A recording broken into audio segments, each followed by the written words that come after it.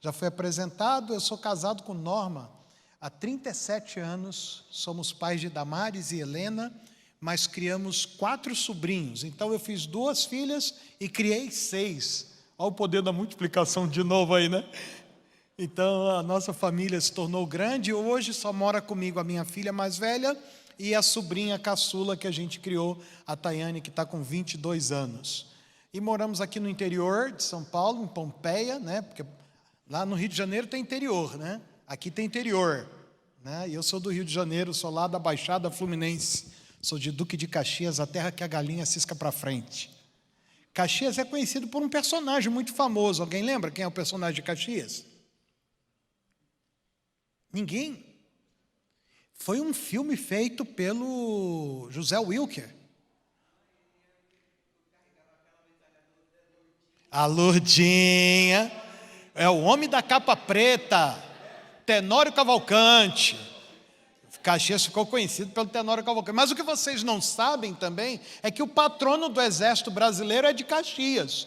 Luiz Alves de Lima e Silva, o pacificador, também conhecido como o Duque de Caxias. Então já 3 pessoas famosas de Caxias vocês conhecem. O Tenório Cavalcante, o Luiz Alves de Lima e Silva, muito prazer, o terceiro sou eu. Brincadeira, né? Ai, ai. Vamos então conversar um pouco sobre heranças e herdeiros. A gente vai tentar falar para os irmãos o que está acontecendo no nosso tempo no que diz respeito à nossa fé. Eu sou apaixonado pela língua portuguesa, também sou professor de língua portuguesa.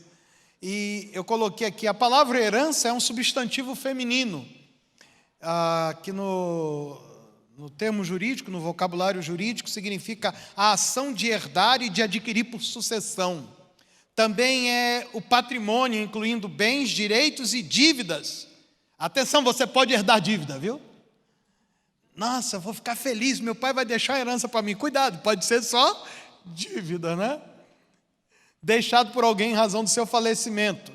Termo genérico, da genética, perdão, é aquilo que se transmite por hereditariedade. A minha filha mais velha, ela tem a mesma pintinha que eu aqui, né? Você pega aquele retratinho, já viu? É que as vós têm mania de fazer isso. Quando nasce o neto, ela pega a foto do filho quando tinha a mesma idade do neto e diz aqui, ó, cara de um, focinho do outro. Não mostra assim? Bota aquela foto do pai, em preto e branco, geralmente, e a foto do neto para dizer que é cara de um, focinho do outro. A gente herda as coisas por hereditariedade. E também, figurativamente falando, aquilo que foi transmitido pelos pais, pelas gerações anteriores, pela tradição, é aquilo que a gente conhece hoje como legado. A palavra herança, no latim, significa coisas que estão vinculadas, coisas que estão conectadas umas com as outras. E a palavra herdeiro é aquele que sucede na totalidade ou em parte da herança, seja por força da lei ou por testamento.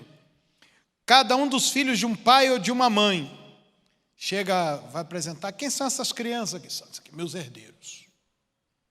Os nossos filhos são os nossos herdeiros. A pessoa que recebe algo de outrem por transmissão, doação, ele herdou os órgãos da pessoa que faleceu. Também é a pessoa que recebe e dá continuidade a uma tradição transmitida por sua ascendência ou por gerações precedentes. É um discípulo ou um continuador. Então, herdeiro pode ser qualquer uma dessas coisas. A gente vai pegar um exemplo bíblico. Por exemplo, quando Esaú se reencontrou com Jacó, na verdade Esaú estava à espera de Jacó e Jacó foi ao encontro dele. Jacó, muito esperto, mandou quem na frente? Mandou a mulher e os filhos, né, para aplacar Esaú, porque a coisa não estava boa entre eles. E aí ficaram ali os sobrinhos perto do tio. Quando Jacó chegou, Esaú perguntou, quem são estes? Aí Jacó respondeu assim, estes aqui são os filhos com os quais o Senhor agraciou o teu servo. Quem foi que ouviu Jacó falar isso, além de Esaú? Os próprios filhos. Eles cresceram. E aí quando Jacó desce para o Egito para reencontrar-se com José, José apresenta os netinhos, Efraim e Manassés. E aí Jacó pergunta, quem são estes? E aí José responde do mesmo jeito que o pai respondeu quando ele era menino. Esses aqui são os filhos que o Senhor me deu aqui no Egito. Eu sempre falo com os pais assim, a maneira como você trata os seus filhos vai refletir no jeito que seus filhos vão tratar seus netos. Quem é avô, avó aqui já ouviu esse tipo de coisa assim. Quando você era criança, eu não tratava você desse jeito. Não tratava mesmo, você fazia pior comigo. Não é assim que os filhos falam? Né? Aí a gente aperta os filhos apertam os netos. Não faz assim com meus netinhos, mas você jogava mais pesado comigo. Foi assim que José aprendeu, ele aprendeu com o pai dele. O nosso ponto de partida para esse tema herança e herdeiro é o ponto de vista bíblico. Então vamos pegar lá desde o início. O povo de Israel foi levantado como herdeiro das promessas que Deus fez a Abraão. Se você abrir a sua Bíblia em Gênesis 12, verso 7, nós vamos ver a natureza dessas promessas. A primeira coisa que Deus promete para Abraão, ele promete um herdeiro. Ele promete uma descendência. O Senhor apareceu a Abraão e prometeu, é a tua descendência que darei essa terra. Deus fala para Abraão, você vai ter descendente e vai ter herança para deixar para os seus descendentes.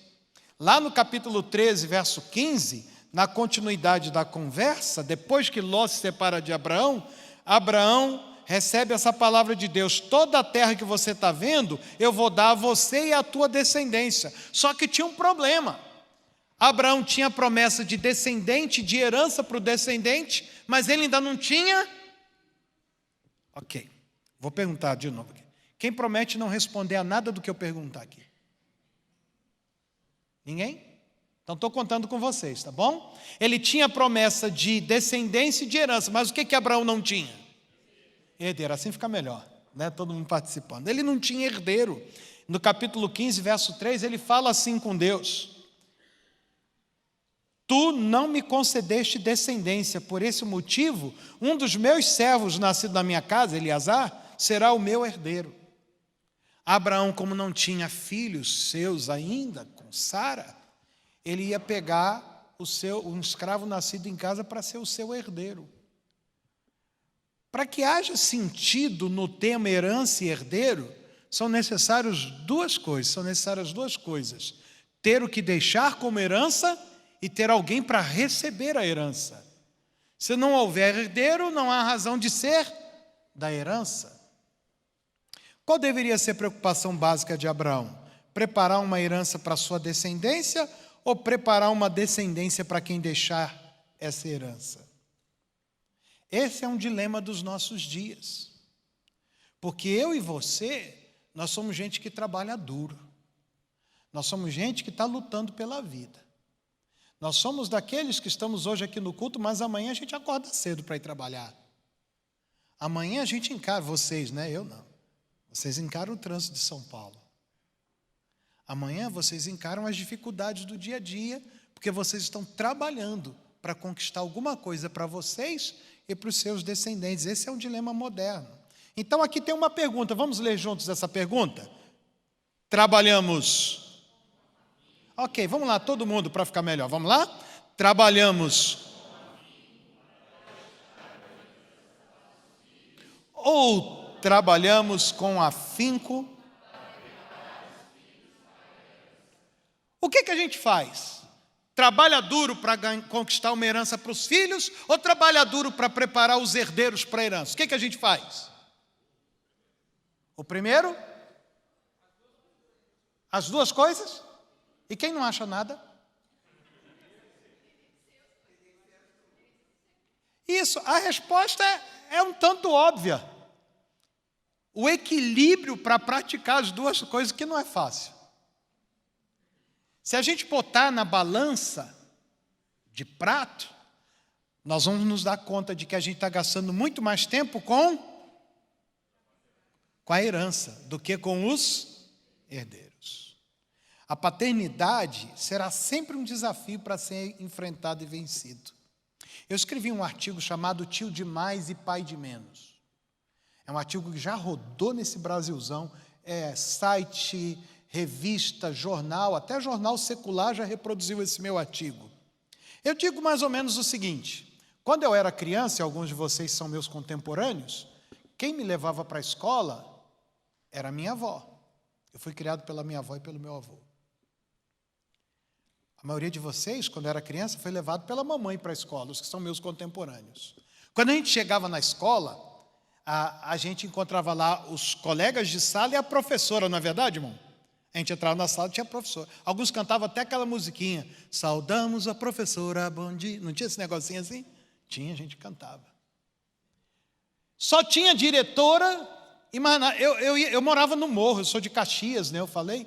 Eu morava no morro, minha avó não tinha muita saúde para descer, né? Então, quando eu cresci um pouquinho, ela ficava lá na ponta do morro e dizia, meu filho, vai descendo e vai olhando que a vovó está aqui vigiando você. Eu ia descendo e olhando para trás. E ela disse, quando você for virar a esquina, você dá um tchau para a vovó, que a vovó ainda vai estar aqui. Aí eu dava um tchau para a minha avó. Sabe, eu estava muito longe, o morro era grande, mas eu tinha uma impressão de que quando a minha avó me dava o último tchau, eu acho que ela falava assim, Deus te abençoe. Era legal. Eu ia com a minha merendeira, aquela de plástico, lembra? Que a garrafa, a tampa era o copo. E sabe o que era a minha merenda? A gente era pobre de maré de si. Era pão com manteiga e açúcar enrolado no papel de pão. A gente comprava bisnaga, né? E minha avó cortava, era tanta gente lá em casa, e ela cortava uma bisnaga num tanto de gente que tinha, de manhã. E eu levava um pedaço daquela bisnaga com manteiga e açúcar, era a minha merenda na escola. Quando eu voltava para casa, quem estava em casa? Minha avó. Hoje é um pouquinho diferente. Quem leva as crianças para a escola hoje? É o tio da van. Salvo algumas exceções, né? É o tio da van. Quando a criança chega na escola, quem está esperando? É o tio da portaria. Quando ela entra na sala de aula, quem está lá? É a tia que dá aula. Se ela faz bagunça, o tio do corredor chama atenção. Na hora do recreio, não é pão com manteiga e açúcar, ela vai na tia da cantina.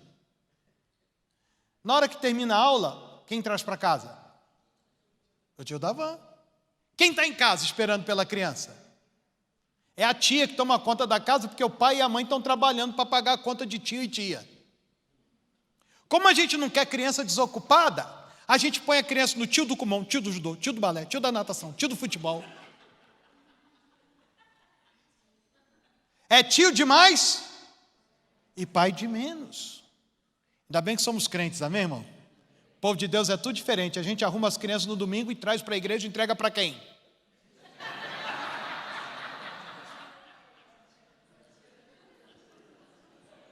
Eu cheguei à conclusão que nem na igreja as crianças têm pai e mãe. As pessoas hoje procuram uma igreja, sabe como é que elas chegam na igreja? Elas não perguntam se a doutrina é boa, se o pastor é honesto, elas perguntam, tem classinha? É verdade. Pelo jeito teve gente que procurou essa igreja por isso, né?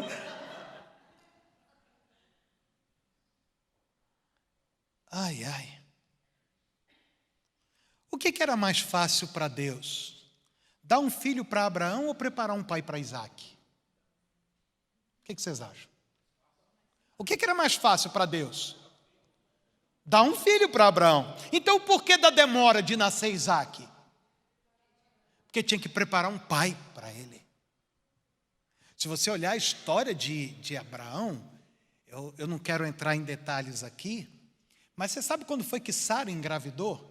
Depois daquela experiência de Abraão dizer, pela segunda vez, que ela não era mulher, ela era irmã dele. Quando ele foi enquadrado mesmo, que aí ele caiu numa convicção de pecado, o capítulo seguinte fala da gravidez, porque quando termina o capítulo anterior, diz que por causa da mentira de Abraão, a mão de Deus pesou naquele povo ímpio, que as mulheres nem os animais engravidavam. E o Senhor fala assim com o rei, pede a Abraão para ele orar, porque ele é profeta. Eu acho tão engraçado isso, o cara mentindo, dizendo que a mulher é irmã, e Deus ainda fala assim, pede para ele orar por você, que ele é profeta. Deus coloca a gente numa situação, a gente se comporta mal e as pessoas, não é você que é o crente? Então é só, fechando um parêntese aqui, mais difícil para Deus é preparar um pai para Isaac do que dar um filho para Abraão. De onde eu concluo que não é tão difícil para Deus dar a bênção que a gente precisa. Às vezes é mais difícil para Deus nos preparar para a bênção que Ele tem para nós. O herdeiro foi dado a Abraão anos mais tarde, e através dele a multiplicação da descendência. Com o passar dos anos, veio também a herança, que foi entregue aos filhos de Israel, descendentes de Abraão, de Isaque e de Jacó. Essa terra que foi dada sob juramento, não foi dada de mão beijada, eles tiveram que trabalhar duro, guerrear, desapossar a terra dos moradores de lá. Ela foi conquistada a duras penas pelos que atravessaram o deserto por 40 anos e cruzaram o Jordão a pé enxuto. Muitas batalhas, muito retrocesso, mas enfim a vitória e a posse da herança. Agora o cenário de herança e herdeiro estava completo. Havia uma terra para ser herdada e havia herdeiros para possuírem a terra, porque uma coisa só faz sentido junto com a outra. Porém, o dilema permanecia. Vamos ler novamente a pergunta. Trabalhariam?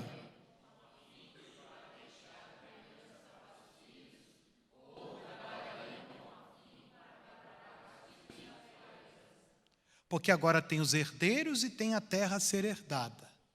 Aonde que se coloca energia? Aonde que a gente gasta tempo? Aonde que aqueles que foram libertos dos 430 anos de escravidão no Egito, 40 anos de deserto, aonde que esse povo ia colocar a energia deles? Trabalhar para possuir a terra ou preparar os seus filhos para possuírem a terra depois de conquistada? Quando a gente lê o livro de Josué, a gente vai descobrir o seguinte, que eles trabalharam duro pela conquista da herança. O livro de Josué relata batalha após batalha. Relata a conquista da terra e a divisão da terra e a posse da terra. A ponto de Deus falar assim, olha, vocês já estão satisfeitos com o que herdaram, mas ainda tem muita terra para ser conquistada. Ainda tinha mais herança para ser possuída. Os filhos desses que pelejaram, herdaram casas que não edificaram, é assim que diz lá. Herdaram plantações que eles não plantaram. Até gado que eles não criaram, eles receberam uma herança completa. A pobreza que aquele povo experimentou no Egito cedeu lugar para a abundância, para a fartura. Nós, muitos de nós que estamos aqui, somos filhos e netos de gente que sabe o que é a pobreza, é ou não é verdade? Nós que estamos sentados aqui, somos filhos e netos de gente que talvez não tenha concluído nem o ensino fundamental. Nós que estamos aqui, somos filhos e netos de pessoas que a mão mostra mais do que a carteira profissional, o que eles faziam da vida. Trabalhavam duro. O meu avô foi carroceiro. Ele era alagoano e estava descendo para vir para Rio de Janeiro e São Paulo, mas ele parou lá no Espírito Santo, a terra do Eliseu. Eu descobri que Eliseu é capixaba. Ele parou lá no Espírito Santo, em Colatina, e conheceu uma colatinense muito bonita, a minha avó, filha de portugueses e índios. Minha avó tinha pele branca, aquela pele lisinha de pêssego, uns olhos verdes lindíssimos. Meu avô era feio pra caramba, mas era inteligente. Ele sabia o que era uma mulher bonita. Casou com a minha avó. Moravam num lugar lá no Espírito Santo chamado Mata da Praia. Quem conhece Vitória é um dos bairros mais legais que tem em Vitória hoje. Metro quadrado, caríssimo. Tem tudo hoje lá na Mata da Praia, menos mata.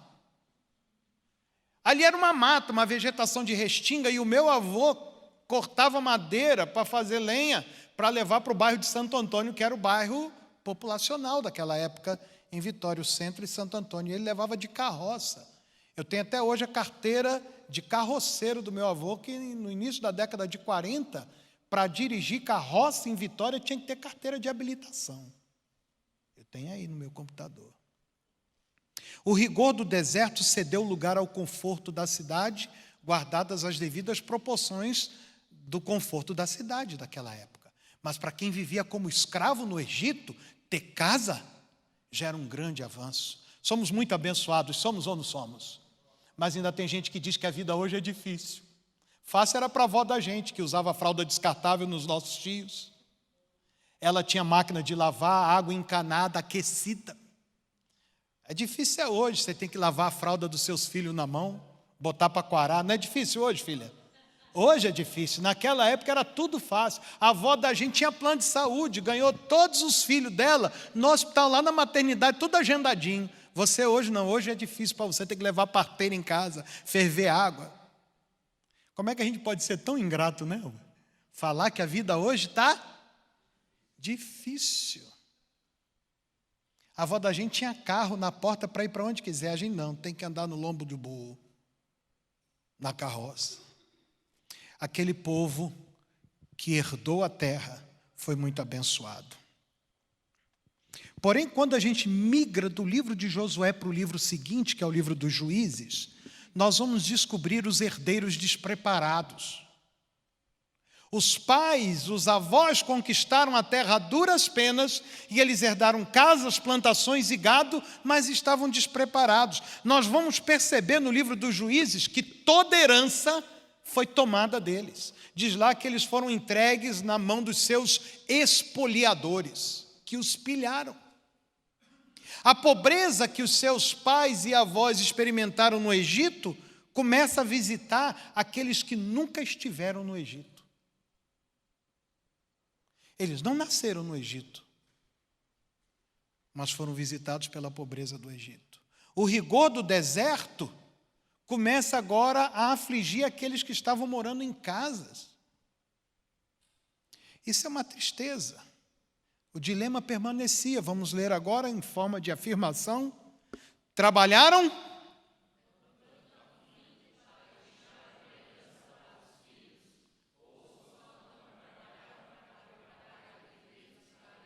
Eu tinha que ter tirado o ou, né? Esse ou está fora do lugar, né? Eles trabalharam com tanto afinco para deixar uma herança para os filhos, só não trabalharam para preparar os herdeiros para a herança. Esse é o dilema dos nossos dias.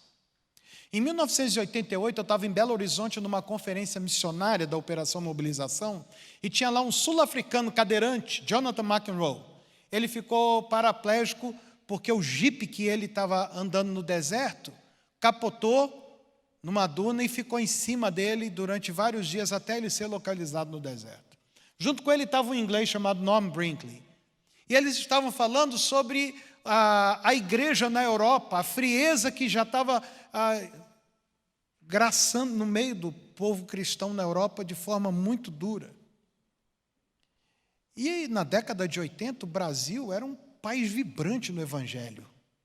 A gente tinha menos crentes do que tem hoje, mas era um povo vibrante. A gente evangelizava com garra, a gente ia para a praça. Quem já pregou em praça pública aqui? Ai, olha quanto crente pregou em praça pública. A gente distribuía folheto na rua, não era assim, camarada? A gente pegava a mocidade, hoje a mocidade vai evangelizar na rua, a gente distribuía folheto.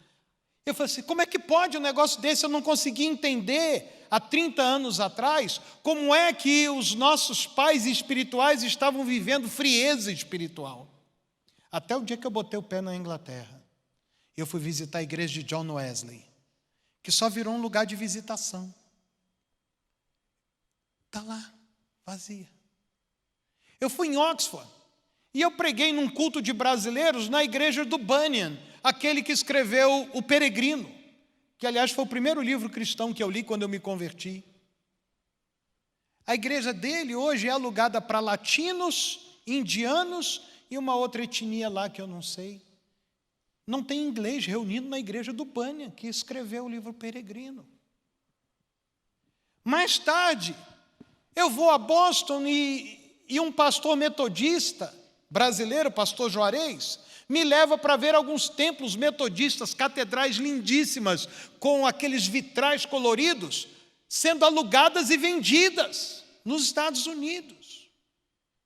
Como é que pode um país que tinha uma herança espiritual tão grande não ter herdeiros para dar continuidade a essa herança espiritual? É aqui que entra a nossa mensagem para nós brasileiros hoje. Nós temos um dilema. Nós estamos trabalhando muito duro para deixar uma herança para os nossos filhos. Precisamos saber quanto esforço nós estamos colocando para preparar os nossos herdeiros. Mas sabe o que é pior? Você lê o livro dos Juízes, o tabernáculo ainda estava em pé. Eles tinham sacerdócio, eles tinham as festas, eles tinham os sacrifícios. Toda vez que nascia um menino, eles ainda circuncidavam o menino. Os altares e os memoriais estavam de pé.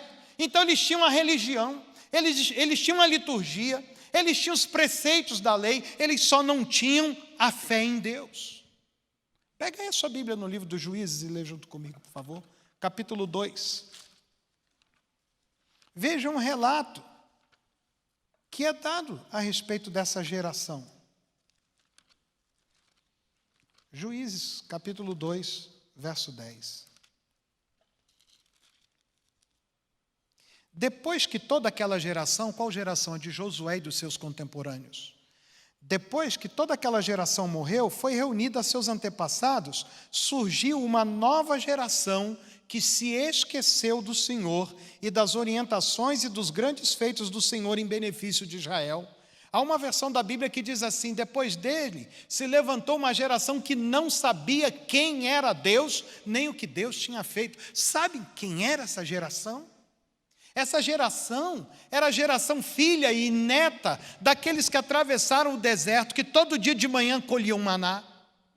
Essa geração é a geração subsequente àquela que no rigor do deserto, no calor, tinha uma nuvem cobrindo. Era aquela geração que na inversão térmica do deserto, à noite, tinha uma coluna de fogo para aquecê-los e iluminá-los à noite. Foram aqueles que viram a mão de Deus fazendo sinais e prodígios. Eles eram filhos e netos daqueles que atravessaram o Jordão a pé enxuto. E eles não sabiam quem era o Deus dos seus pais e dos seus avós. Eu faço uma pergunta: o que faltou para essa geração que tinha casa, plantação, herança, religião, fé, preceitos? O que faltou? A nossa igreja hoje é composta de pais e mães que trabalham duro para prover o melhor para os seus filhos. É ou não é? Não é a sua melhor motivação para acordar em dia de chuva e trabalhar? Porque você tem compromissos? Porque você tem responsabilidades? Você que é dessa igreja, você tem conservado a sua fé e você tem se esforçado para praticar a sua fé com fidelidade. Vocês sabem quem é a fonte de tudo que vocês são e de tudo que vocês têm. Vocês sabem que a força que vocês têm para levantar de manhã para trabalhar é o Senhor quem dá, é ou não é verdade? Vocês sabem que a habilidade que vocês têm no trabalho que vocês fazem também é dádiva dele. E que o resultado do trabalho, por mais que você tenha suado, também é bênção dele sobre a sua vida. Nós somos essas pessoas na igreja. E nós também sabemos que não podemos falhar na transmissão da fé para os nossos filhos, sob pena de, no século 21, estarmos reescrevendo o livro dos Juízes. E os que sofrerão serão nossos filhos e os nossos netos. Nós não podemos falhar na transmissão da fé. Josué e seus contemporâneos, vamos ler juntos? Trabalharam que acabaram. Esse é o seu perigo, irmão. Esse é o risco que paira sobre mim e sobre você. A gente trabalhar tanto para deixar uma herança para os filhos e não prepararmos os filhos para a herança. Daí surge o ditado: pai rico, filho nobre, neto pobre. Eu trabalho com uma família de japoneses, a família Nishimura. A família Nishimura é a proprietária do grupo Jato.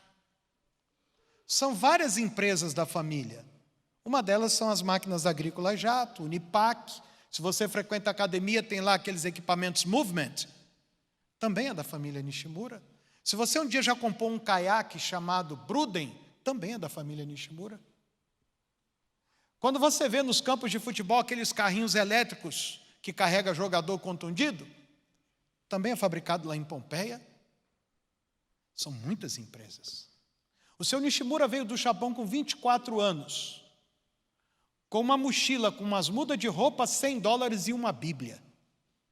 Chegou aqui no Brasil e trabalhou de tudo quanto é tipo de coisa, desde empregado doméstico, garçom. E quando a vida estava muito ruim, ele não conseguia dinheiro, ele chegou na Estação da Luz e pediu uma passagem de trem para o lugar mais longe que o trem levasse. A última estação de São Paulo chamava-se Pompeia. E lá ele desceu porque falaram para ele que lá dinheiro dava em árvore.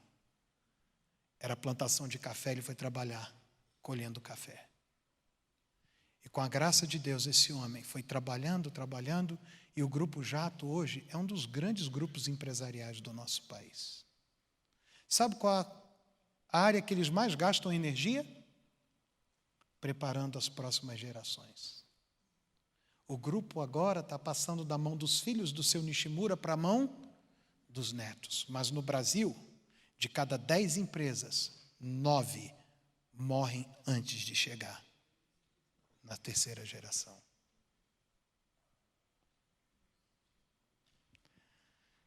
Josué e seus contemporâneos trabalharam duro para desalojar os moradores da terra, mas não gastaram tanto tempo preparando os seus herdeiros. O que como pai nós devemos fazer?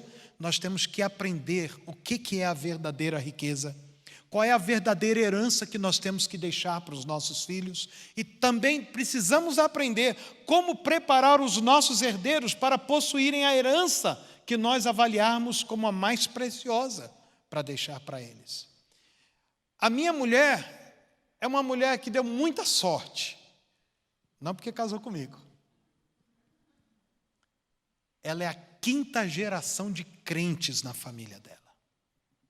A tataravó dela se converteu lá no interior de Minas Gerais, quando os ingleses vieram para o Brasil construir as linhas de trem. E aí, a maioria desses trabalhadores ingleses eram cristãos, muitos irmãos darbistas. E eles, em cada cidadezinha de Minas Gerais, iam abrindo pequenas igrejas chamadas Casa de Oração. E a tataravó da Norma se converteu numa dessas igrejas. A bisavó da Norma já era casada, a Ana, e morava em outra cidade. Uma morava em Cisneiros, a outra morava em Recreio. E as duas se converteram, uma sem saber da outra. Italianas, família Finamori. E se converteram, a filha se converteu sem saber que a mãe tinha se convertido e vice-versa. E tinham medo de contar uma para a outra. Porque naquela época, dizer que era crente não dava ibope, nem voto. Mas aí uma foi visitar a outra e disse: eu preciso contar uma coisa para você. E a outra disse: eu também tenho que contar uma coisa para a senhora, mãe. Então conta você primeiro, e naquele deixa que eu deixo. Uma falou: eu preciso dizer agora para você, minha filha, que eu sou das crenças. E a filha ficou emocionada e disse: mamãe, eu também sou das crenças. E as duas se abraçaram. E o evangelho entrou na família da minha mulher há 5 gerações atrás. As minhas filhas são a 6ª geração de crentes na família. E eu sou a oliveira braba, né? O jambuzeiro que foi enxertado na oliveira. Muitos pastores, missionários, muitos diáconos de igreja, muitos que arrumam confusão na igreja, mas tudo crente, na família da minha mulher. Mas há 2 gerações atrás começou a se acender uma luzinha amarela. Alguns pararam de ir na igreja, alguns se desviaram, alguns não prosseguiram a fé da família. Alguns entraram em Hebreus 10, 25. Não deixeis de congregar-vos, como é costume de alguns. Eu não preciso ir para a igreja, porque sou para ser crente. E hoje a luz está acesa, porque tem uma herança para ser deixada, mas em algum momento houve uma falha no preparo dos herdeiros. Nós não podemos permitir que isso aconteça conosco, amém, irmãos? Temos que trabalhar duro pela herança, mas temos que, de igual modo, trabalhar duro pelos herdeiros. que é isso? Qual é o teu nome, rapaz? Lorenzo. Gosta de churros? Hã? Muito. Esse é o cara. Então vamos ver se você entende de churros, Lorenzo. De que é feito churros? Não soprem.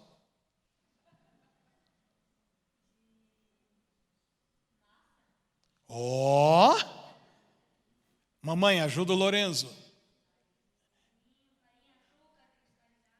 Ó! O cara está no caminho. O churros é feito de farinha de trigo, água, sal, açúcar. Alguns mais caprichosos, para a massa ficar mais macia, põe leite.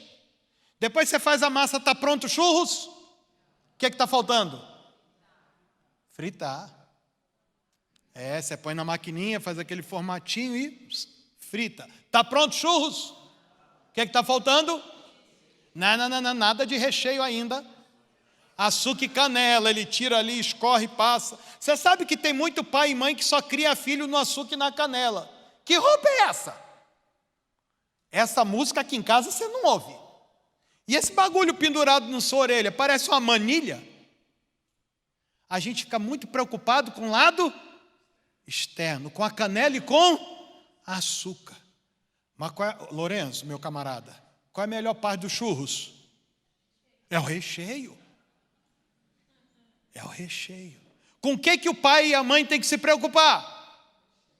Está todo mundo comigo lá na carrocinha de churros? Está visualizando?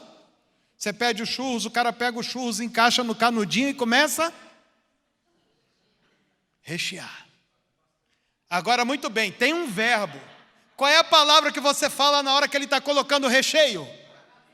Capricha. Capricha no quê? Na farinha de trigo? No óleo da fritura? No açúcar e na canela? Capricha no quê? Rapaz, eu não pude contar no primeiro culto, pastor Sayão. Eu estava na terceira igreja do Evangelho Quadrangular, lá de Curitiba. E na hora que eu cheguei no culto, pai, gente, o que vocês acham que tinha na porta da igreja? Um cara vendendo churros. É que o primeiro eu estava com medo da hora, né? Eu virei para o irmão e falei assim: tu nunca vendeu tanto churro na tua vida como tu vai vender hoje. Tu prepara que a bênção hoje é grande. Pastor Irineu. Falei comigo, tu vai vender muito hoje. Aí eu virei para o Miro é um dos líderes de educação de filhos dessa igreja, eu falei assim: Miro, depois que eu começar a pregar, tu vai lá na carrocinha e pede 2 churros para o camarada. Mas manda ele no quê?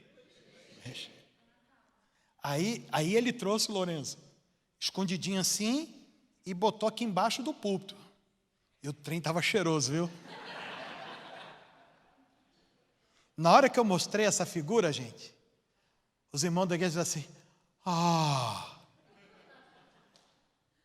Mas quando eu peguei os churros embaixo do púlpito, que eu abri e mordi, eu quase fui linchado naquela igreja. Aí eu perguntei: quem quer? Tinha uma grávida lá no canto assim: eu quero. Eu falei assim: para grávida não pode negar. Mas eu não tenho hoje, está grávida, mas eu não tenho. Só tem a figura, não dá para comer. Aí a irmã veio e pegou os churros que eu tinha mordido. Eu tinha outro. Aí eu peguei o outro. O regente do coral, da orquestra, estava sentado assim, um irmão alto. Você quer um pedaço? Não, quer, irmão? Ele falou assim: quero. Ele veio, pegou meus churros e ia levando embora. Eu falei assim: ô cidadão, é um pedaço, devolve aqui. Irmão, se eu sou de outra igreja, eu tinha arrumado uma oferta boa com aquele vendedor de churros. Porque quando acabou o culto, tinha uma fila naquela carrocinha. O irmão vendeu muito aquele dia. Em que nós temos que caprichar nos nossos filhos?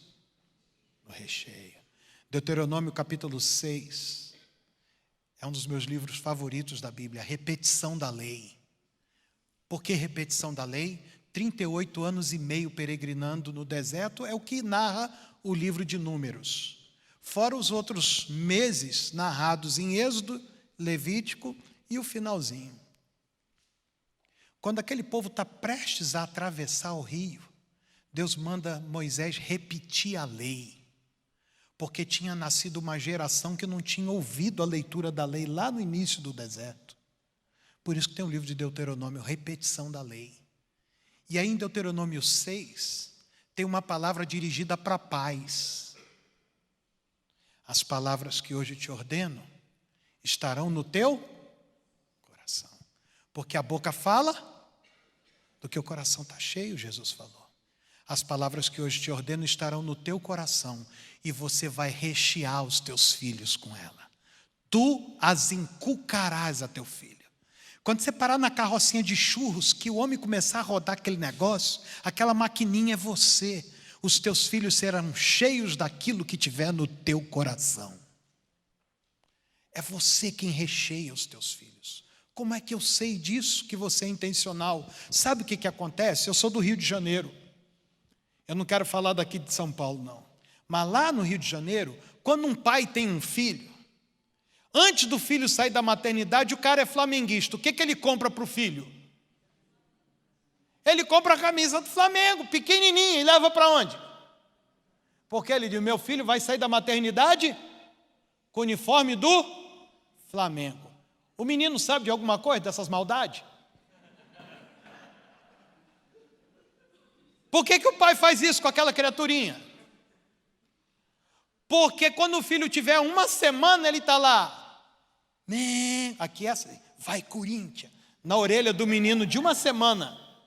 Ele tira a foto e vai ficar dizendo, tu é corintiano, tu é flamenguista. Ele vai repetir esse mantra. Por que ele faz isso? Porque ele não quer que o avô, que é vascaíno, chegue na frente. Ele não quer que o tio, que é palmeirense, chegue na frente. Porque você, irmão e irmã, vocês vão repetir para os seus filhos aquilo que for importante para vocês. Vocês vão rechear o coração dos filhos de vocês com aquilo que o coração de vocês estiver cheio.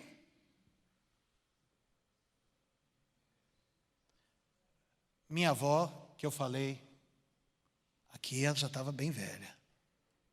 Bonita minha avó. Pele lisa. Olho verde. Minha avó tinha mão linda. O cabelo da minha avó era uma coisa linda. Minha mãe, minha mãe, Dona Alci, marrenta, desse tamanhozinho assim. O pessoal hoje não faz carão para tirar foto? A câmera está aqui, minha mãe está assim olhando para o lado, do tipo... Não tem esse carão marrento assim? As meninas tiram foto. Minha mãe já era nessa época. Óculos gatinho, colazinho de pérola, brinco de pérola, meu tio tirando a foto aqui, ela olhando para o lado. Aqui é meu pai, 18 anos mais velho que minha mãe. Meu pai lutou na Segunda Guerra Mundial. Perdeu um pulmão lá na guerra.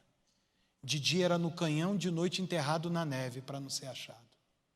Perdeu um pulmão lá na Itália.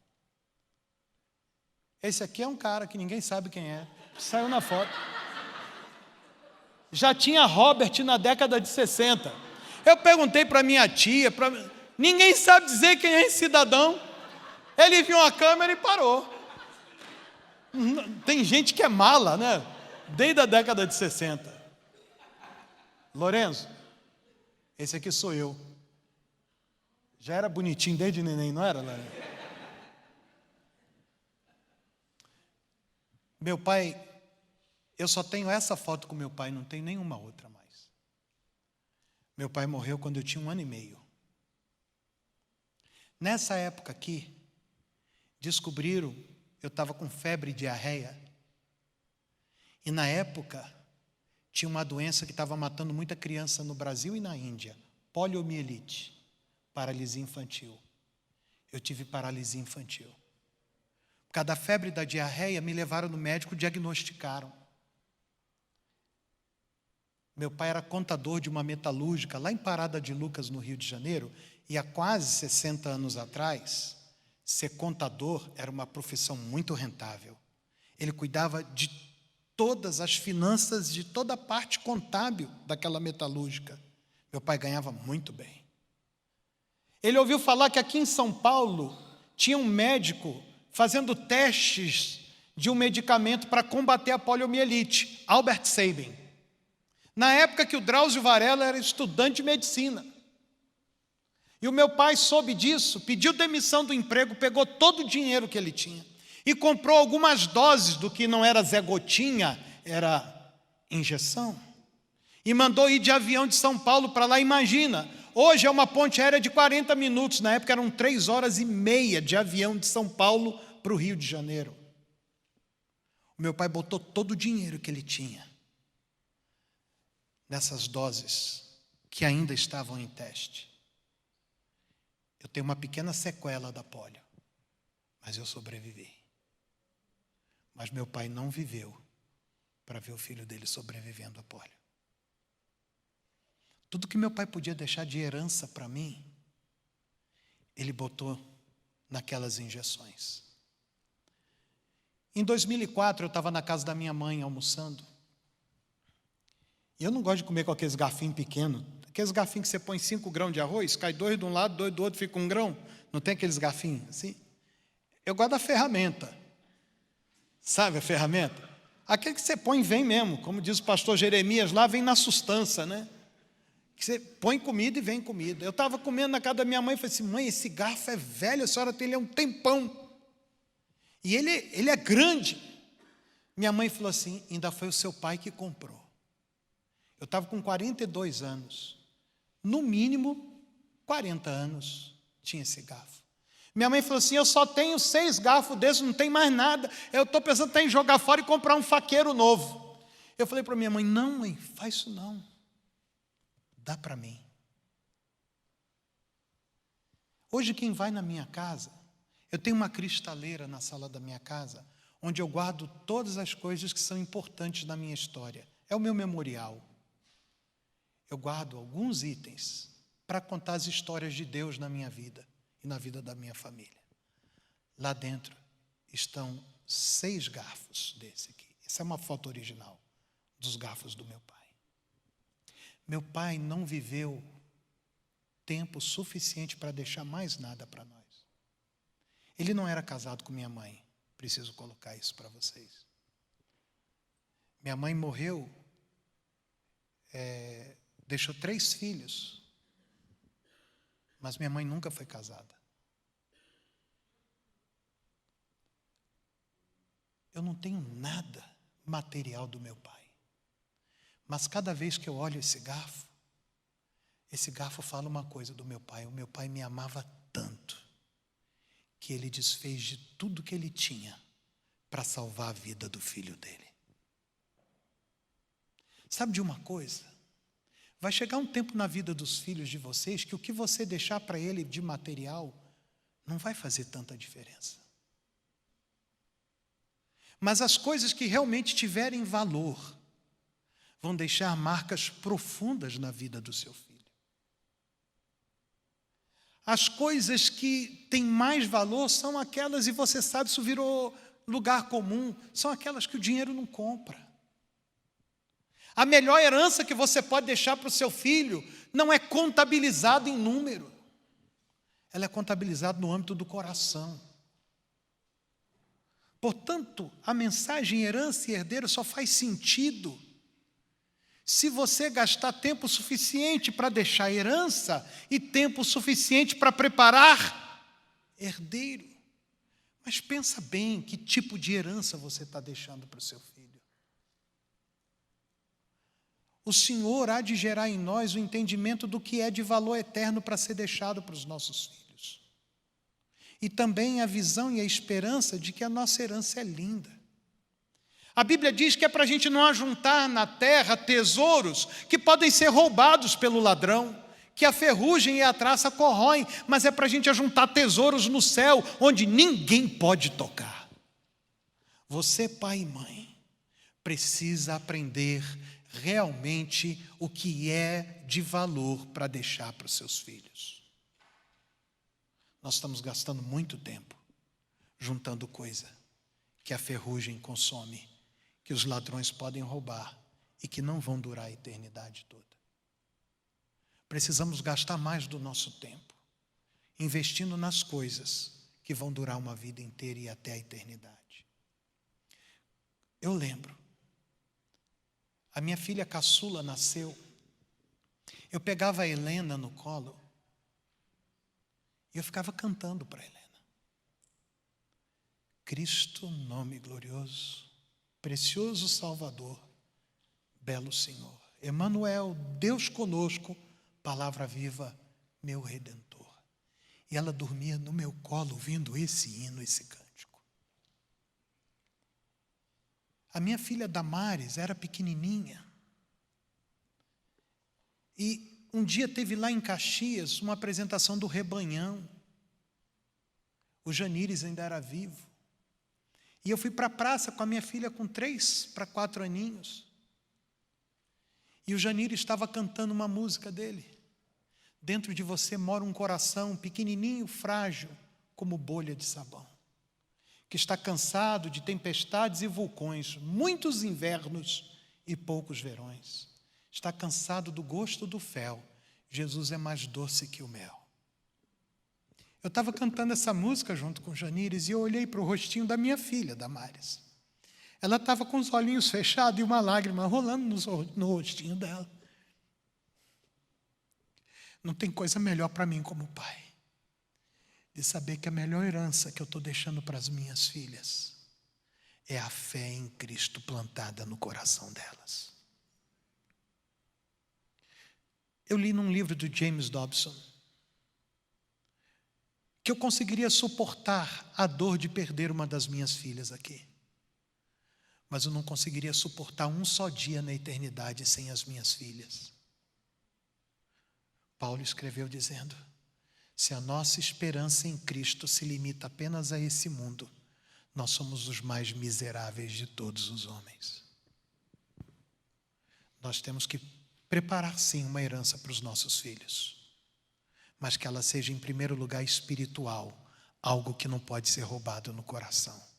E temos que preparar sim os nossos filhos para a herança que estamos deixando para eles. Está claro para todo mundo? Não é um grande desafio da nossa geração? Se eu perguntar aqui quantos de vocês conhecem alguém na sua família ou na família de algum amigo que já tem um membro desviado, levante o seu braço.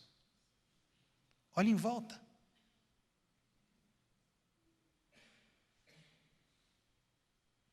Nós temos uma linda herança para deixar, mas temos que preparar os nossos herdeiros para herdá-la. Podemos orar? Vamos ficar de pé. Todas as vezes que eu conto essa história e que eu mostro esse garfo para vocês, eu estou honrando o meu pai. Eu não tenho uma memória visual do meu pai. Ele morreu, eu era um bebê ainda. Eu não tenho nenhum traço dele nas minhas imagens. Mas eu tenho uma certeza, que o meu pai deu o melhor que ele tinha por mim. Se o meu pai foi salvo, eu não sei dizer. Mas um dia eu vou chegar na eternidade. Eu quero encontrar muitos irmãos, muitos pais e muitas mães com seus filhos, herdeiros para os quais eles prepararam uma herança e que estavam preparados para herdar o que os pais deixaram para eles. Um dia eu vou chegar na eternidade e a coisa que mais vai alegrar o meu coração é poder estar na eternidade com a Damares e com a Helena, ter preparado as minhas filhas para amarem a Jesus e servi-lo de todo o coração. Coloque seu coração nisso, irmã. Coloque seu coração nisso, irmão. Uma herança e herdeiros preparados para recebê-la. Feche seus olhos, vamos orar. Pai amado, muito obrigado por essa manhã. Obrigado porque muitos de nós aqui somos herdeiros de histórias lindas da nossa família. A gente fala com muita alegria, muito orgulho no coração, de sermos filhos de quem somos, netos de quem somos, e das riquezas que eles deixaram para nós. Queremos que o futuro nos reserve essa alegria, de vermos os nossos filhos e os nossos netos se regozijando na Tua presença, pela herança espiritual que nós deixamos para eles. Uma fé viva, poderosa, alicerçada nas histórias que nós contamos e nas experiências que eles mesmos viveram com o Senhor. Eu quero abençoar essa igreja e as famílias que aqui se reúnem. Que nenhum dos nossos se perca. Que a nossa herança não se perca. Que a história da nossa família não seja interrompida nas questões de fé, mas que ela se multiplique pelas gerações por vir até o dia da eternidade. Se alguém aqui já tem um filho, filha, algum parente próximo afastado dos teus caminhos, faz por eles o que o Senhor fez no livro dos Juízes, porque a tua palavra diz que o Senhor levantou um libertador que os livraram das mãos dos seus opressores. Livra os nossos filhos, livra os nossos familiares, liberta-os da mão do opressor e traze-os de volta aos teus caminhos, Senhor. Que as crianças e os jovens filhos dos teus servos caminhem na tua presença. Que eles sejam em primeiro lugar alegria ao teu coração, mas também alegria ao coração de seus pais e avós. É a minha oração nessa manhã, nesse início de tarde, em nome de Jesus. Amém.